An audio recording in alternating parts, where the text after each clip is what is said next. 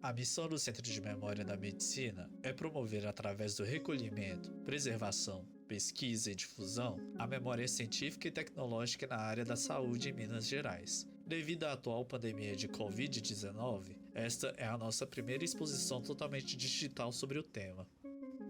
A gripe espanhola e a epidemia de coronavírus possuem pontos em comum. O que podemos aprender com o passado? Que lições podemos tirar de tudo o que está acontecendo? Os conflitos estavam prestes ao fim.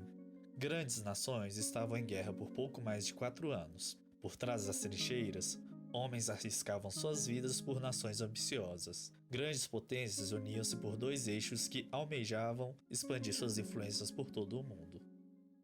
Mas um inimigo em comum, silencioso e mortal, fazia suas primeiras vítimas em hospitais de campanha nos Estados Unidos. A guerra provocou o deslocamento e contato de tropas de diversas partes do mundo, e, ao voltarem para casa, os soldados doentes levaram o vírus para seu país de origem. O espirro e a tosse acusavam uma suposta doença que se alastrava em silêncio pelo mundo. Relatos de casos dessa nova doença eram censurados pelos países em guerra. A Espanha, no entanto, foi o primeiro país a anunciar a aproximação de uma pandemia, e por este motivo ficou conhecido como a gripe espanhola. 100 anos depois, o mundo enfrenta um novo inimigo, com tantas semelhanças da gripe de 1918, o coronavírus.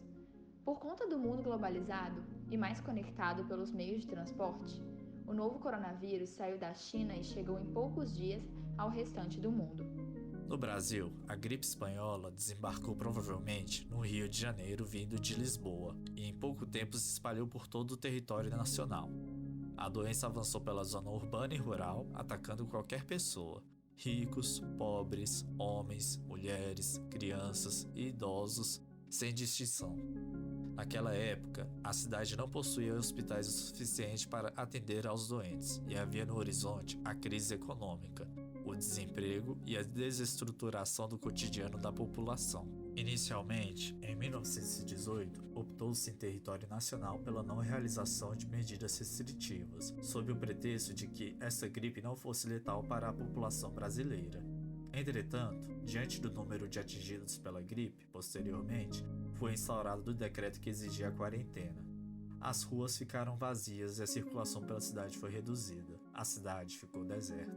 Usando as mesmas estratégias do passado, a recomendação da Organização Mundial de Saúde contra a Covid-19 é o isolamento social de todas as pessoas como forma de evitar o colapso dos sistemas de saúde. A quarentena tem esvaziado ruas e mudado a rotina e paisagens do mundo todo.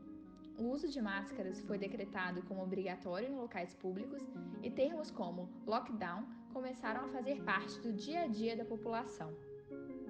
Com a chegada do coronavírus ao Brasil, os produtos como álcool 70 e máscaras desapareceram das prateleiras e sofreram alta nos seus preços. Houve também uma procura desenfreada pelas substâncias como cloroquina e hidroxicloroquina, medicamentos ainda estudados como tratamentos contra a Covid-19, mas sem eficácia comprovada. Da mesma forma, há 100 anos, o quinino sumiu das farmácias. O medicamento era originalmente utilizado contra a malária e ainda estava sendo testado pelos médicos para o tratamento da gripe espanhola. De forma espontânea, receitas caseiras e medicamentos milagrosos começaram a aparecer entre os cidadãos. Escreveu Pedro Nava em seu livro Chão de Ferro. As opiniões médicas dividiam-se. Uns queriam sais básicos e achavam os neutros inoperantes. Era Hipócrates dizendo sim. A metade preferia os sais neutros e tratava de homicidas os colegas que prescreviam os básicos. Galeno dizendo não. A adinamia, a tendência sincopal, o colapso eram tratados a essência de canela, óleo canforado, cafeína, esparteína e digital. Ou então com o velho álcool, champanha, vinho do Porto ou a alterância cada 2 horas, ora de um copazio de leite, ora de uma palangana de grog. Fórmulas industriais bestas fizeram verdadeiras fortunas. Os jornais proclamavam a excelência do contratosse e do quinino Labarrec. Na busca de uma medicação eficaz, de um preventivo que valesse, apelou-se até para a vacinação generiana.